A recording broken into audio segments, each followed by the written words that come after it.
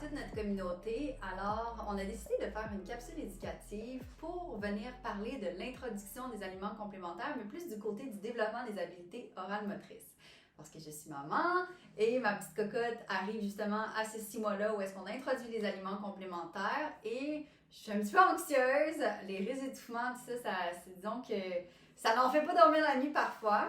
Alors, on a eu beaucoup de professionnels qui nous ont aidés dans le cadre de Belove, dont des ergothérapeutes en pédiatrie. Alors, vous devez vous demander qu'est-ce que c'est des ergothérapeutes en pédiatrie. Alors, je vais laisser Geneviève s'introduire et vous expliquer à quoi ça sert. À quoi ça sert. Qu'est-ce que ça fait dans la vie? Qu'est-ce qu'on mange en hiver? C'est ça, je suis Geneviève, ergo en pédiatrie depuis quelques années. Donc, en général, une ergothérapeute, là, ça peut travailler, on est les spécialistes des occupations, on va travailler souvent en réadaptation avec tous les types de clientèle là, de 0 à 100 ans. De mon côté, j'ai décidé de travailler plus avec les enfants.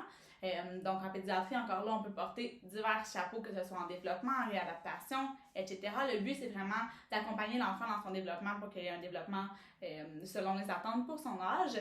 Puis, on va aller adapter son environnement ou développer ses capacités pour qu'il puisse là, être le plus autonome possible dans ses activités de tous les jours. Donc, à ce moment-là, en enfant, on parle de manger, jouer, s'habiller, etc. Donc, les petites choses qu'on fait au quotidien. En termes d'alimentation, on va aller voir plus au niveau de ses habiletés orales motrices, s'assurer que l'enfant, lorsqu'il a des difficultés, puisse manger selon ce qui est attendu pour son âge le plus possible. Sinon, on va aller adapter, on peut adapter les textures, aller chercher différentes stratégies si on a des enfants qui sont plus sélectifs au niveau de l'alimentation. On a vraiment une vision de la personne dans son occupation, dans son environnement, qui va nous permettre là, d'aller trouver des stratégies ensemble pour pouvoir aider l'enfant. Merci Jen pour la précision, ça va aider beaucoup de mamans à comprendre la pertinence justement de tous les conseils que tu vas nous donner pour la suite.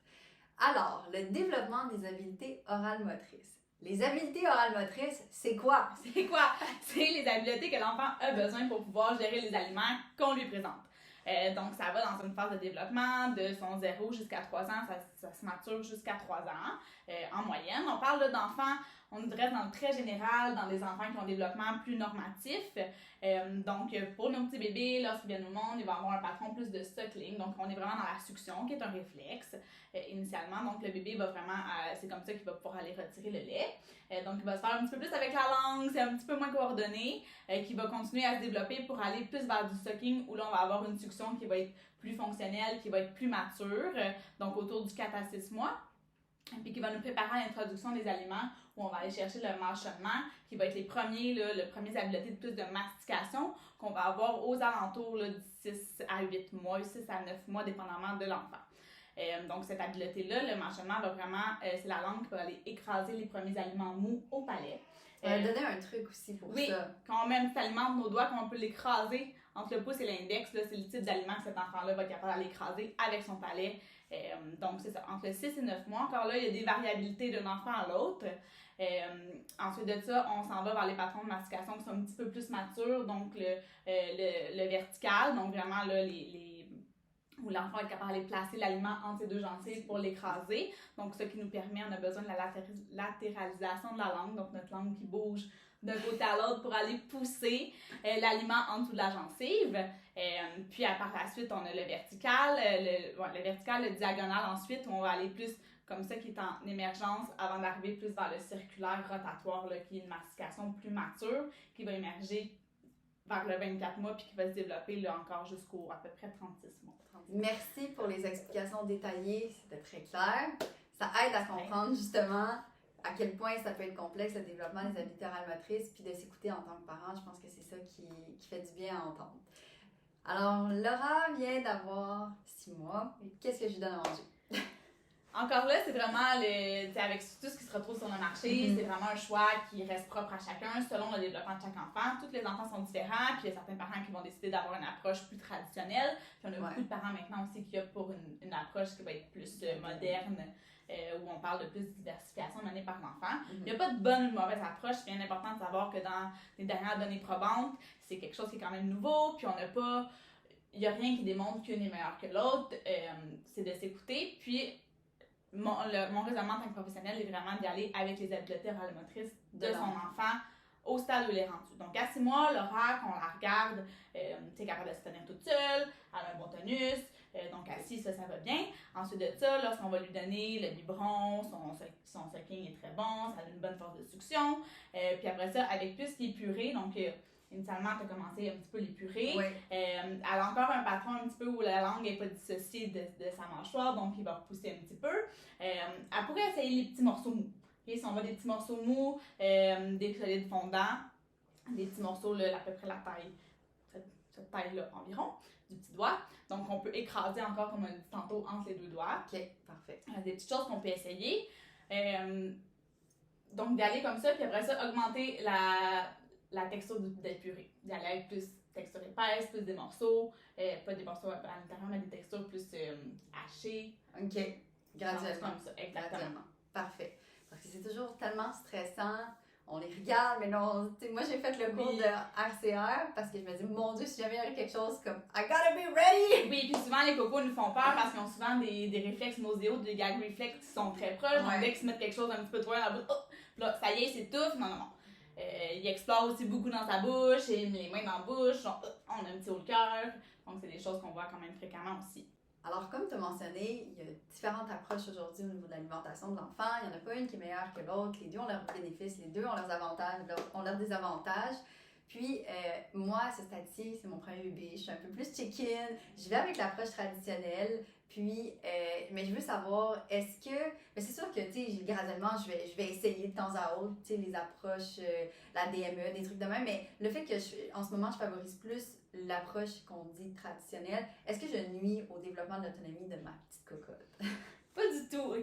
Faut penser, d'abord, c'est une approche qui est là depuis des années, qui a été élevée comme ça. Oui! Aussi, je pense qu'on s'est bien développé. Ouais, jusqu'à maintenant, ça va. Mais c'est vraiment, tu sais, vraiment, le parent connaît mieux son enfant, c'est lui qui décide. Par la suite, l'approche traditionnelle, elle suit les développements des habiletés orales motrices de l'enfant. Ensuite de ça, au niveau, on se pose souvent des questions au niveau du développement de l'autonomie. Il y a beaucoup de DME qui prônent l'autonomie, puis qui prônent « Ah, mon enfant va être moins sélectif ». Donc, c'est des choses qui, jusqu'à maintenant, n'ont pas été prouvées scientifiquement dans les dernières études. C'est sûr que ça reste quelque chose encore là, je nomme de nouveau, mais pour l'instant, il n'y a pas de bénéfice une plus que l'autre. Pour ce qui est du développement de l'autonomie, il n'y a rien qui empêche un bébé de 6 mois d'aller mettre ses mains dans la purée, de les amener à sa bouche, d'aller goûter, d'aller explorer. Par la suite, même chose avec la cuillère, de pouvoir amener la cuillère. Souvent, quand on va aller nous-mêmes se couper, prendre une bouchée, on la met dans la main. Il va s'en mettre partout. On est aussi là-dedans, dans le développement de l'autonomie, dans de l'exploration, dans le goûter des textures. On veut offrir des opportunités. Parfait. Si on offre des goûts différents, des textures différentes, que ce soit des couleurs différentes, des façons plus traditionnelles, de façon plus moderne, si je peux l'appeler comme ça, dans tous les cas, on va aller développer aussi nos habiletés. OK, donc on développe l'autonomie d'une manière ou d'une autre, puis on peut faire participer l'enfant sans que ce soit une approche X. Exactement. Puis, il faut garder en tête aussi qu'il y a beaucoup d'autres occupations dans la vie de tous les jours qui permettent de développer l'autonomie de notre enfant. C'est pas juste notre pince-pouce index quand je vais aller chercher mon petit poids qui va m'aider à le développer, ça va être tous mes autres jeux aussi que je vais faire aussi. C'est un bon point. Donc, comme je disais tout à l'heure, là, je suis comme une approche plus chicken, puis je veux pas associer... L'approche plus chicken. Non, j'aimerais pas ça comme ça. L'approche traditionnelle, c'est l'approche qui est confortable puis qui fonctionne pour toi, ton bébé, ton mode de vie. Exactement. C'est tellement bien dit. Exactement. C'est vraiment ça. Je suis allée avec cette approche-là, mais comme si, en fait, on devait choisir une approche. C'est juste l'important, je pense, c'est qu'est-ce qu'on met dans l'assiette de l'enfant plutôt que la méthode. On sait qu'on est ce que l'on mange. Donc, le choix des aliments qu'on va donner à nos enfants, je pense qu'il est surtout là le nerf de la guerre, s'assurer qu'il y a une alimentation qui est saine, qui est diversifiée, qui est nutritive, parce qu'on sait que les 1000 premiers jours de vie vont déterminer le capital santé à l'âge adulte, c'est l'OMS qui le dit, puis on a beaucoup entouré le développement de nos produits autour de cette affirmation-là. Donc, mais on entend souvent que de mélanger les approches peut nuire ou c'est pas bon ou quoi que ce soit. Qu'est-ce que vous avez, vous les professionnels de la santé, de la pédiatrie, à dire par rapport à ça? Il n'y a pas de meilleure approche. Mon rôle, moi, en tant qu'ergo, c'est d'accompagner le parent lorsqu'on vient consulter, qu'est-ce qui est mieux. On accompagne le parent en fonction de l'enfant à ce moment-ci qu'on le voit au moment X. si j'ai un enfant qui est plus retard de développement, qui est plus prématuré, il y a peut-être certaines approches qui ne sont pas adaptées pour cet enfant-là ou on ne sera pas rendu au même stade de développement des habiletés orales motrices qu'un autre enfant. Donc, on va s'adapter. Par contre, de mélanger une puis l'autre, ton enfant, il ne sait pas. Qu'est-ce que tu lui... Quelle approche lui donne? Lui, il voit une variété, il voit une présentation d'aliments divers. Ce qui est important, c'est de l'ouvrir à une vaste opportunité d'alimentation pour qu'il puisse expérimenter, explorer. Je pense que c'est vraiment là. Puis surtout, une approche, un élément qu'on oublie peut-être des fois, de garder ça dans le plaisir. C'est le fun d'avoir des beaux modèles, de manger avec votre enfant, de lui montrer. Je pense que c'est vraiment ça le plus important, beaucoup plus que l'approche qu'on utilise. Ah, c'est un bon point, ça, que l'enfant, lui, il sait pas qu'il y a des méthodes. Il mange ce qui est devant, on lui présente. Justement, toi, tu es une ergothérapeute en pédiatrie. Moi, je me réfère à toi parce que je sais que le développement des habiletés orales motrices, tu accompagnes les parents dans ce volet-là. Mais quand on mange, je pense qu'il y a bien d'autres personnes aussi autour. Comment on peut s'outiller? Auprès de qui on peut poser des questions? Il doit avoir un portrait complet, mettons. Souvent, en ergo, on va être un petit peu plus dans l'ombre parce qu'on va aller accompagner les familles qui ont plus des difficultés puis des besoins au niveau là, de l'alimentation. Par contre, on travaille énormément en collaboration avec les nutritionnistes. On a besoin des nutritionnistes pour aller voir plus au niveau de l'apport nutritionnel, le bilan nutritionnel, mais ils sont aussi très outillés pour aider les familles en général là, à aller voir la progression des textures, s'assurer à introduire les allergènes. Aller voir aussi au niveau des nutriments qui sont présents. Donc, il y a une panoplie d'autres professionnels, dont les nutritionnistes aussi, qui sont impliqués dans le développement de l'alimentation chez votre bébé. Je te remercie, Jen, pour ton temps, pour ton expertise, pour tous les conseils, l'approche, aussi qui m'emmène à aussi un peu enlever l'espèce de culpabilité ou quoi que ce soit, ou de dire qu'il y a quelque chose à prioriser ou pas. Je pense que, comme tu dis si bien, il faut qu'on soit dans le plaisir, puis gardons en tête que la variété, on s'assure qu'il y a des bons nutriments, c'est ça qui est très important dans l'alimentation des enfants. Puis, est-ce qu'il y aurait un mot de la fin qui serait pertinent de rajouter qu'on n'a pas dit? Vraiment d'y aller avec les compétences de son enfant, avec son guts en tant que parent, puis de garder ça dans le plaisir, offrir de la variété, puis de la diversité pour pouvoir donner des opportunités à son enfant d'essayer de goûter, puis de développer ses habiletés puis son autonomie. Très bien dit. Voilà, alors c'était notre première capsule avec Jen, ergothérapeute en pédiatrie. Donc, on risque d'en faire une série, donc proposer des questions si ça a justement piqué votre curiosité.